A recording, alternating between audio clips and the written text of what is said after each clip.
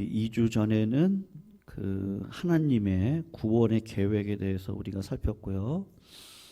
오늘은 예수님의 구원의 사역의 완성에 대한 이야기를 좀 나눠보려고 합니다.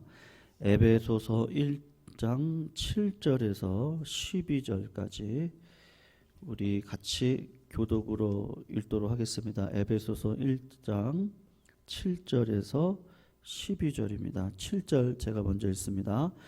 우리는 그리스도 안에서 그의 은혜의 풍성함을 따라 그의 피로 말미암아 속량 곧 죄사함을 받았느니라. 이는 그가 모든 지혜와 총명을 우리에게 넘치게 하사 그 뜻의 비밀을 우리에게 알리신 것이요 그의 기뻐하심을 따라 그리스도 안에서 때가 찬 경륜을 위하여 예정하신 것이니 하늘에 있는 것이나 땅에 있는 것이 다 그리스도 안에서 통일되게 하려 하심이라.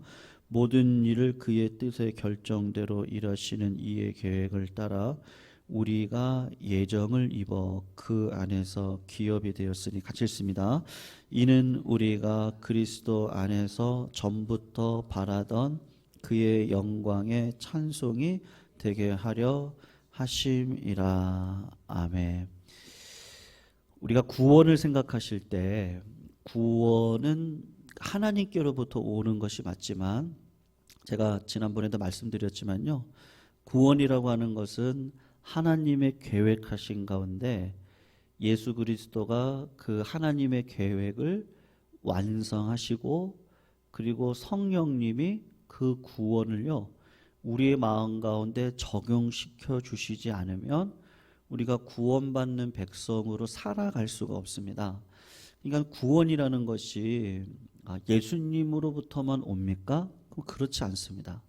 성령 하나님의 적용, 예수 그리스도의 구원의 완성, 그리고 그 모든 것들을 창세전에 계획하신 하나님의 이 플랜이 하나가 되어졌을 때 그때 구원은 완성이 되어진다, 그렇게 이야기를 합니다.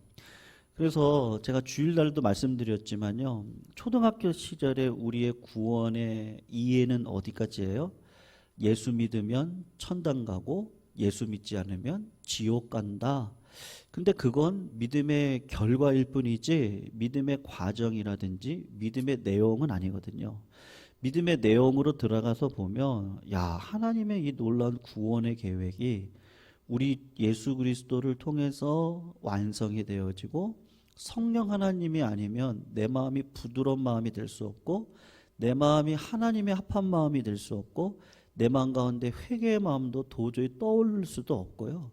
이 모든 것들이 다 계획이 되어져서 이루어지는 것이구나. 그 구원의 풍성함의 그 부요함을 우리가 점점 더 깊게 알아가게 됩니다. 그래서 이거는 진짜 선물일 수밖에 없겠다. 네. 인간의 생각과 인간의 계획으로는요 이 부요함을 알 길이 없어요. 그래서 에베소서 1장 8절을 보시면 2장 8절인데, 너희는 그 은혜에 의하여 믿음으로 말미암아 구원을 받았으니 이것이 너희에게서 난 것이 아니고 하나님의 뭐라고 그래요? 선물입니다. 그렇게 이야기를 합니다. 그러니까 하나님의 선물이 아니면 이 구원의 놀라운 부요하심을 깨달을 길이 없는 거죠. 그래서 오늘 에베소서는요, 그 하나님의 그 예정하심, 우리가 지지난주에 배웠잖아요. 야, 하나님의 계획이 있었구나. 그리고 그 계획은 우리를 자녀 삼아 주시기 위한 계획인데, 그걸 다른 말로 하면 예정이구나. 우리가 그걸 배웠습니다.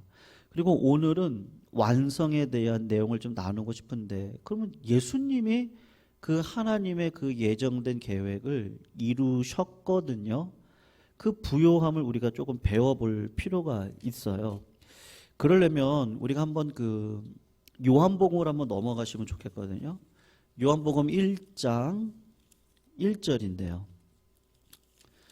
요한복음 1장 1절로 한번 가셔서 1절에서 3절까지 그 예수님이 누구신지에 대하여서 요한이 첫 구절부터 창세기의 구조를 따라서 여러분 창세기 하면 뭐가 생각나요? 태초에 말씀이 계시니라. 아니죠. 태초에 빛이 있으니라. 그렇게 시작이 되잖아요. 근데 한번 보세요. 그거와 비견되어지게 요한복음 1장은 뭐라고 얘기하죠? 1절 보시면 태초에 뭐가 있어요? 말씀이 계십니다. 이 말씀이 하나님과 함께 계셨는데 이 말씀이 하나님이시래요. 지금 요한은 말씀이신 예수 그리스도를 소개하고 싶은 건데 그 예수님이 어떤 분이시라는 거예요? 하나님과 태초부터 함께 계셨던 분이십니다. 그게 2절이죠. 그가 태초에 하나님과 함께 계셨고 만물이 그로 말미암아 지은 바 되었어요. 3절에 보시면 그는 누구겠어요? 하나님이겠어요? 예수님이겠어요? 예수님이시죠. 하나님이 말씀으로 창조하셨다 그러시잖아요. 그러니까 그 태초에 하나님이 빛이 있으라 하심에 빛이 있으셨는데 사실은 그 말씀 완성하는 역할은 누가 하신 거라고 지금 요한의 사도가 이야기하고 있는 거예요. 예수님이 그렇게 하고 있었다는 걸 창세기의 구조를 요한복음이 그대로 가지고 와서 이야기를 하는 거예요. 그래서 3절을 한번 보세요. 다시 한번 보시면 만물이 그로 말미암아 지은 바 되었으니 지은 것이 하나도 그가 없이는 된 것이 없습니다. 야, 태초에 하나님이 천지를 창조하셨는 줄 알았더니 누가 창조하셨대요? 예수님이요. 하나님이 예정하시고 요한복음에 와서 새로운 빛으로 보니까 아, 말씀이신 예수님이 이 땅을 창조하셨구나. 그거를 알려주고 있는 거예요.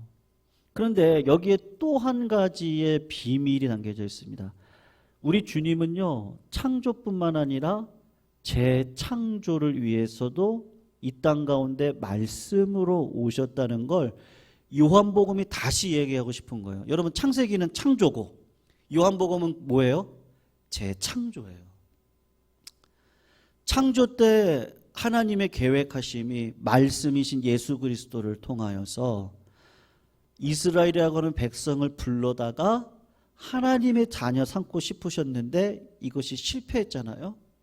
그리고 계속 메시아에 대한 예언이 계속해서 나오다가 신약시대에 이르러서 사도 요한이 발견한 게 무엇이냐면 그 메시아가 오심으로 재창조의 사역을 하시도록 하나님이 이 땅 가운데 사람의 몸을 입고 예수님을 보내주셨구나. 조금 더 눈이 열리기 시작을 한 거예요. 말씀으로 창조하신 예수님이 죄악으로 가득한 이 땅 가운데 성육신하셔서 재창조를 하시려고 이 땅 가운데 오셨구나. 요거를 구약시대 때 한 가지 그림으로 보여주고 있거든요. 여러분, 하나님이 이 세상을 보시기에 참 좋았더라 라고 하실 정도로 창조하셨습니다. 그러니까 완벽한 세상이죠. 그때 인간은요, 뭐가 가능했냐면 죄를 이길 수 있었어요. 그때는요. 근데 사단 마귀 권세가 마귀를 틈타서, 그러니까 뱀의 형상을 틈타서 그들의 마음 가운데 들어왔을 때 이길 수 있는 능력이 있었거든요. 그때, 그 당시에는요, 가능했어요. 인간에게 있어서 죄를 이길 수 있는 건 가능했거든요.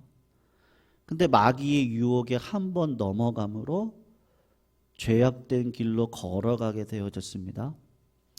그래서 지금 우리 인간의 모습은요, impossible, 불가능해요. 뭐가요? 죄를 이기는 건 불가능한 존재로 이 땅 가운데 우리가 있거든요. 아무리 죄를 이기려고 해보세요. 며칠 전에 누가 돌아가셨죠? 윤석열 대통령님의 아버님이 90을 넘기셔서 돌아가셨더라고요. 아버지 마음은 다 똑같은가 봐요. 야, 네가 아들아, 네가 잘 자라줘서 고맙다. 대통령으로 안 보이는 거죠. 야, 아들아, 네가 잘 자라줘서 고맙다. 아무리 그 통계학에 대가셨더라고요. 윤석열 대통령님의 아버님이 이 통계학의 기초를 우리나라에 쌓았던 아주 중요한 거목이신데, 아무리 그렇게 한다고 할지라도, 아무리 착한 삶을 산다고 할지라도 죽음을 뛰어넘을 수 있는 사람이 있습니까? 네, 없어요. 네. 생각해 보세요. 있나요? 아무리 생각해도 없어요. 네. 올해 1월 달에 저희 아버님도 뭐 돌아가셨는데, 뭐 이제는 배울 길이 없습니다. 네. 주일날 예배 끝나고 전도회 모임 끝나고 뭐 이제 몇 번 이렇게 방문을 했는데, 그때는 다 몸살인 줄 알았거든요. 몸살 감기로 알았었는데요. 어제 알게 되었는데 다 코로나이시더라고요.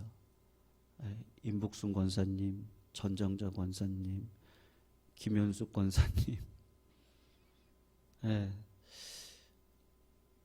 최종현 집사님 못 오셔가지고 이제 집에 방문을 했는데, 그냥 맨날 누워만 계세요. 그리고 병원 갈 때는 잠깐 왔다 갔다 하시는데요. 저한테 그러시더라고요. 오늘 새벽에도 제가 잠깐 말씀드렸는데, 제가 수요일이니까 우리 어르신들 계시니까, 타교인들 뭐 없으니까, 목사님 죽지도 않아요. 그렇게 이야기를 하시더라고요. 근데 그 말이 얼마나 마음이 아픈 말로 다가오는지. 여러분, 인생의 끝자락이 할 수 있는 게 없더라고요. 젊은 시절에는요, 사도 베드로처럼 우리 주님이 얘기하시잖아요. 사도 베드로에게, 야, 네가 젊을 때는 마음대로 다니지만 마지막 때가 될 때 네가 주님이 주신 그 십자가의 띠를 띠고 끌려다닐 거다.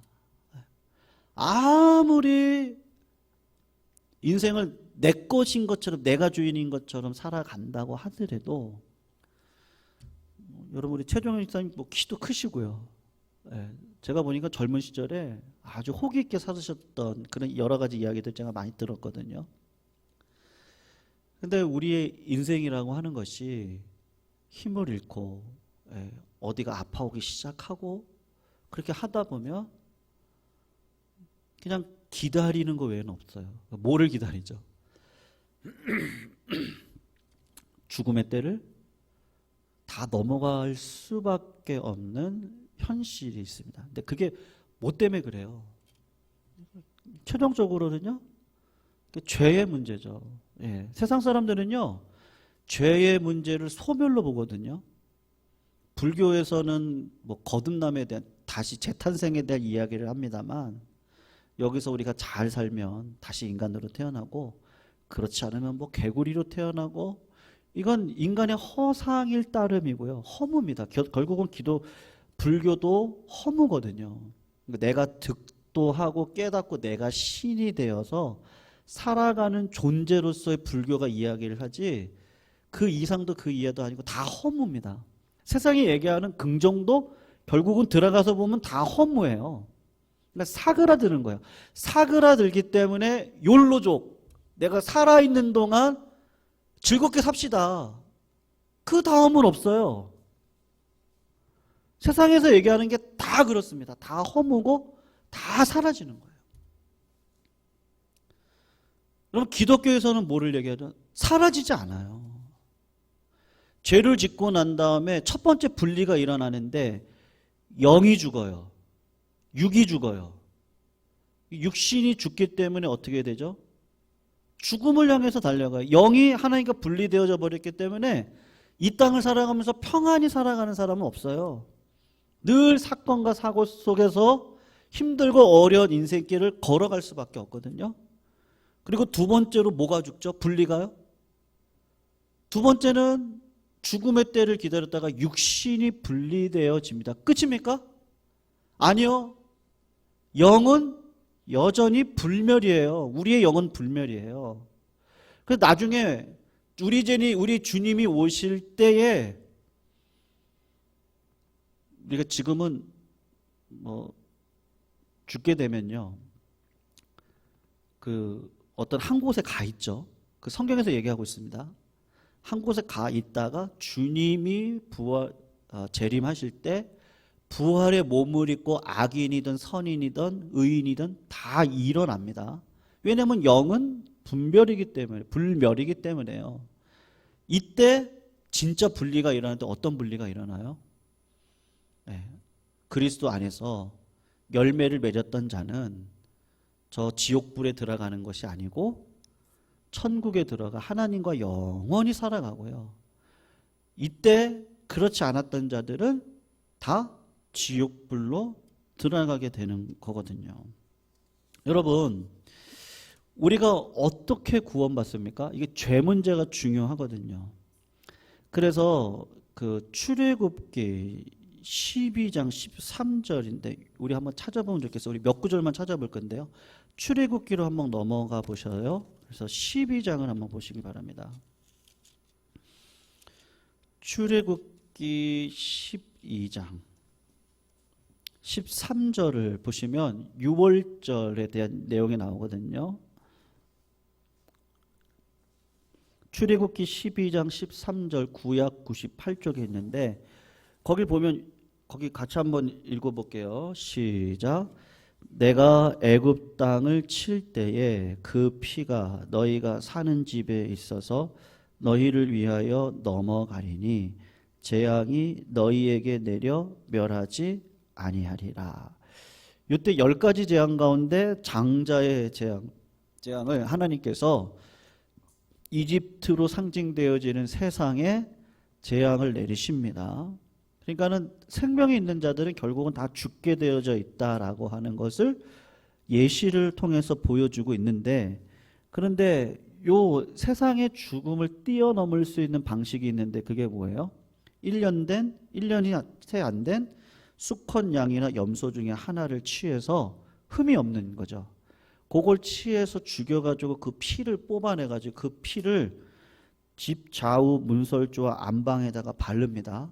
그러면은 하나님의 천사들이 이렇게 오다가 다 죽여야 되는데 죽이지 않고 그 집만 이렇게 넘어가요. 유월절이라고 그러잖아요. 유월한다 그러잖아요. 그게 패스 오버거든요. 이렇게 넘어가는 걸 가리키거든요. 여러분, 왜 그렇게 되냐면 그 피에는요 생명이 있기 때문에 그렇잖아요. 이 피를 다 뽑아버리면 사람은 반드시 죽게 되어져 있습니다. 자, 그래서 하나만 더 한번 보시면 좋겠는데 레위기 17장이에요. 창세기, 출애굽기 다음에 레위기죠. 레위기 17장을 보시면 11절인데요. 17장 11절에 가서 보시면 거기가 요렇게 얘기를 해요. 레위기 17장 11절입니다. 어떻게 하죠? 육체의 생명은 어디 있대요? 피에 있음이라. 내가 이 피를 너희에게 주어 제단에 뿌려 너희의 생명을 위하여 속죄하게 하였나니 생명이 피에 있으므로 피가 죄를 속한다. 그렇게 이야기를 하고 있어요. 구약시대 때 이 죄를 이길 수 있는 방식을 희생제사를 통해서 보여주시는데, 여러분 그 당시를 한번 생상을 해보세요. 이스라엘 백성들이 자기 죄를 속하기 위해서 어린 양을 다 가지고 와요. 한 명이겠어요? 수천 명, 수만 명이 오겠죠. 그리고 번제단에다가 그 이스라엘 백성들이 가지고 온 어린 양을 이렇게 죽이죠. 제가 군대에 있을 때요, ATT 훈련을 해가지고 저희 대대가 1등 했거든요. 그래서 돼지 2마리를 줬어요.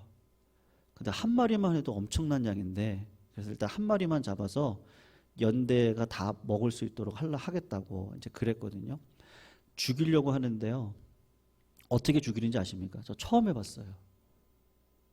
이렇게 좁은 데다가 돼지를 넣고요, 목을 이렇게 감아가지고 움직이지 못하게 하고요, 오한마 있습니다. 그걸로 여기를 정수리를 정확하게 쳐야 되거든요. 그렇게 기절을 시키고, 그리고 빨리 뭘 하면 칼로, 저도 이게 보기만 했거든요. 칼로 이 목을 이렇게 딴다고 하죠. 그래서 피를 이렇게 흘려내는 거예요. 어우, 그거 하고요. 토치로 그 털을 다 이렇게 태워가지고 칼로 다 긁어내고, 그리고 배를 이렇게 갈라가지고요. 그 내장을요, 그 하나하나 이렇게 잘 잘라야지. 안 그러면 내장을 잘못 칼로 한번 싹 했다가 그 안에 있는 그게 막 그 더러운 게 이렇게 나오면 냄새가 얼마나 지독한지 알아요. 그러거든요. 아유, 이런 난장판이 없어요. 막 피 냄새, 내장 냄새. 근데 구약시대 번제 예배가 다 뭐예요? 거기 뭐 번제, 소제, 화목제, 속제제, 속건제 있는데 소제만 빼고요. 소제만 흔들고 이걸 하는 거잖아요. 나머지는 다 불태워야 되거든요. 그러니까 아마 수십만 마리를 예배를 드려야 되니까 그 예배당에 피가 흥건하고요. 왜냐하면 번제단 안에 밑에다가 피를 쏟아내고 이걸 불태우는 거니까요. 피 냄새, 여러분 여기 어디 가다가 뭐 건물이 불탈 때 그 냄새 한번 되게 역겹잖아요. 네. 집에 불이 한 번만 나도 역겹거든요. 그 역겨운 냄새가 계속해서 하늘로 올라가는 거예요. 무슨 생각이 들까요? 예배 드리면서, 야, 이게 지옥이다.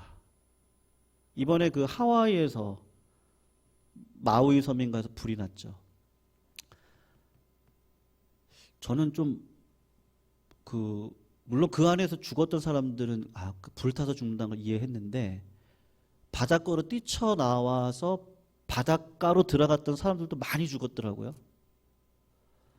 뭐 어떻게 죽었을까요? 그 열기와 그 연기에 의해서요. 그렇게 많이, 아직도 지금 뭐 수백 명인데 더 발견될 거라고 그래요. 지옥이에요.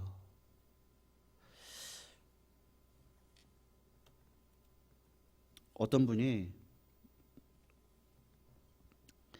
예수 믿으면 천국과 같은 삶을 삽니다. 그렇게 전도를 했대요. 그러더니 전도를 받으신 분이 그러시더래요. 내가 살고 있는 여기가 지옥인데 어떻게 천국을 경험하면서 살아갈 수 있겠냐고. 예수 믿으면 천국이라고 하는데 당신이 지금 천국을 살고 있냐고. 맞는 말이죠. 사실은 이 땅이 지옥이죠. 이 땅이 그렇게 살기 좋은 곳이 아닙니다. 근데 예수 믿고 나서 여러분 그 번제단을 생각하시면, 야, 내가 살아가고 있는 곳이 이게 지옥이구나. 세상 사람들도 알죠. 이 지옥에서 예수의 피로 넘어가는 은혜의 인생을 살아가야 되겠구나. 이게 믿어지는 거죠. 예수님이요, 히브리서 10장 3절에서 4절인데 이런 얘기가 있거든요. 그러나 이 제사들에는 해마다 죄를 기억하게 하는 것이 있나니 이는 황소와 염소의 피가 능히 죄를 없이 하지 못한다. 그렇게 이야기를 하거든요. 구약시대 때 제사는요, 자꾸 뭐만 기억나게 하는 거예요? 우리 죄만 기억나게 할 뿐이에요. 야, 내가 살아가는 세상은 지옥과 같은 세상이라는 것만 알려줄 뿐이에요. 그래서 에베소서 7장 1장 7절이죠. 다시 에베소서로 한번 넘어오세요. 이 말씀은 중요한 거라서. 그러한 선 지식 가운데 에베소서 1장 7절을 한번 보세요. 여기 피라는 단어가 나오고 이제 속량이라는 단어, 죄사함이라는 단어가 나오거든요. 한번 읽어봅니다. 시작. 우리는 그리스도 안에서 그의 은혜의 풍성함을 따라 그의 피로 말미암아 속량 곧 죄사함을 받았느니라. 이렇게 나오죠. 여러분, 사람의 죄는 사람이 대신할 수 없습니다. 절대로 그렇게 할 수 없습니다. 왠지 아시죠? 죄인이 어떻게 죄인을 대신할 수 있겠어요? 절대 그런 일은 없어요. 죄인을 대신할 수 있는 의인이 하늘에서 내려와 인간의 몸을 입고 이 땅 가운데 죄 없이 살아가셨던 흠없는 어린 양이신 예수 그리스도 한 분 외에는 우리 죄를 대신할 수 있는 분은 없어요. 믿으시죠? 그래서 사도 요한은요, 세례 요한은 예수님을 보고 했던 말이 뭐냐? 보라, 세상 죄를 지고 가는 하나님의 어린 양이로다. 예수님이 이 땅 가운데 오셔서 하셨던 고백이 있습니다.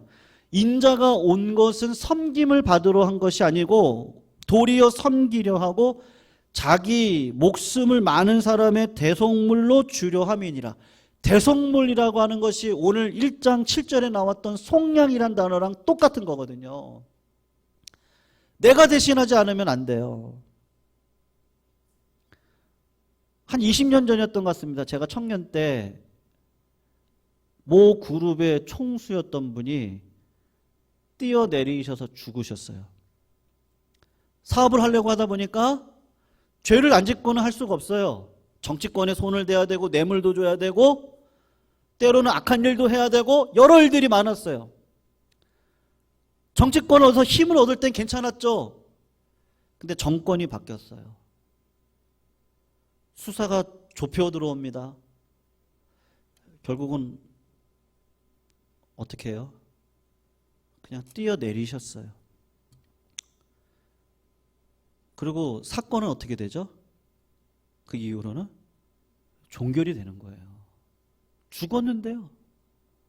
종결이 되는 거거든요. 근데 그분의 죄는요, 그분의 죽음으로만 끝날 뿐이죠.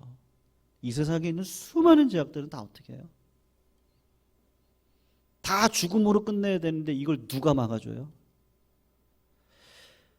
우리 주님밖에 없거든요. 성도님들, 우리가 가끔 그런 얘기를 합니다. 우리가 구원은 공짜라고 값없이 받았다고. 여러분, 값없이 구원받았다는 의미가 뭔지 아시죠? foremost거든요. 최고의 천문학적인 가격. 이건 값을 매길 수가 없어요. 그걸 누가 지불하겠어요? 지불할 사람이 아무도 없어요. 그러니까 우리가 값없이 구원받은 것에 대한 은혜만 자랑할 뿐인 거죠. 여러분, 미국 대학에서는요, 많은 실험들을 많이 하거든요. 인간이 어떤가, 그걸 위해서 한 가지 실험을 했는데 한 달 동안 한 동네를 정하고 그리고 한 구역을 정했어요. 그리고 한 사람이 매일 그 동네를 다니면서 그 미국 돈 10불, 우리나라 돈으로 하면은 한 12,000원 정도 되거든요. 그걸 매일 그 스트리트 안에 있는 그 집들을 돌아다니면서 집 문에다가 봉투로 10불, 10,000원을 담아가지고 이렇게 다 꼽아놨어요. 포스트잇을 다 한 거예요. 첫째 날에는 많은 사람들이 저거 미친 사람 아닌가? 의아해하면서 슬그머니 돈을 집어갔어요. 그리고 사흘째가 되던 날 다 10,000원짜리 놓고 간 거죠. 그랬더니 동네 사람들이 떠들썩한 거예요. 야, 저런 사람이 다 있네. 둘째 주가 되자 현관 앞에서 사람들이 나와서 기다려요. 그 다음부터는 나와가지고 10불을 주면 그걸 받는 거예요. 셋째 주가 되니까 이 사람들의 마음 가운데 이젠 당연하게 생각하는 거예요. 하루에 10,000원씩 주니까 얼마나, 그 7일이면 7만 원이고 이게 한 달이면 30만 원이니까요. 너무나도 기뻐하는 거예요. 넷째 주가 됐을 때는 어땠을까요? 너무 당연하게 받아서 그냥 주머니에다가 집어넣는 거예요.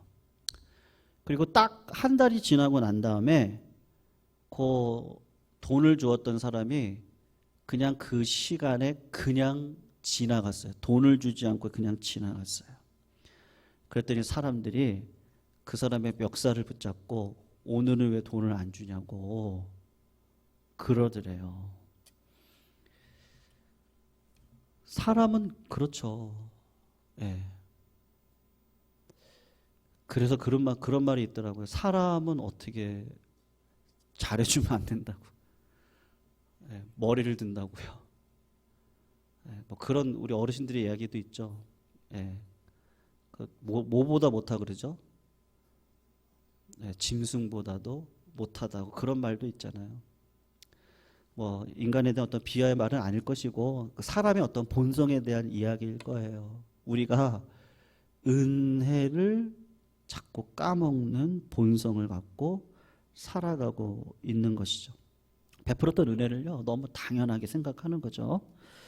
성도님들, 오늘 하나님의 은혜로 구원 받았습니다. 믿으시죠? 예, 그런데 제가 그냥 간단하게 전했지만 말씀을 이렇게 공부하면서 보면요, 야, 진짜 그 창세기의 말씀이 어떻게 요한복음에 와서 이렇게 더 넓게 전할까? 그리고 그걸 지식으로 갖고 사도 바울이 에베소에 와가지고는요, 또 어떻게 이렇게 또 넓게 구원의 복음을 전할까? 야, 하나님의 그 구원하심이 신묘막측하고 오묘하다. 그리고 이 부요함은 참 대단하다. 이런 계획 속에 6,000년이라고 하는 시간 가운데 하나님이 이렇게 역사해 오셨고 우리에게 이해를 시키려고 이런 방식으로 우리에게 오셨구나. 그 구원의 은혜가 거전의 은혜네. 네. 그것을 누가 이루셨어요? 예수님이 이루셨습니다. 사랑하는 성도님들, 이 땅에 있는 어떤 사람도 그것을 이룰 수 있는 사람은 없어요. 그래서 오늘도 예수 그리스도를 바라보시기를 주님의 이름으로 축원합니다. 결국은요, 복음은 예수거든요. 예수님이 내 안에 계셔야 됩니다. 그리고 그분의 음성을요, 목자가 자기 양을 알고요, 양은요 자기 목자를 알게 되어져 있습니다.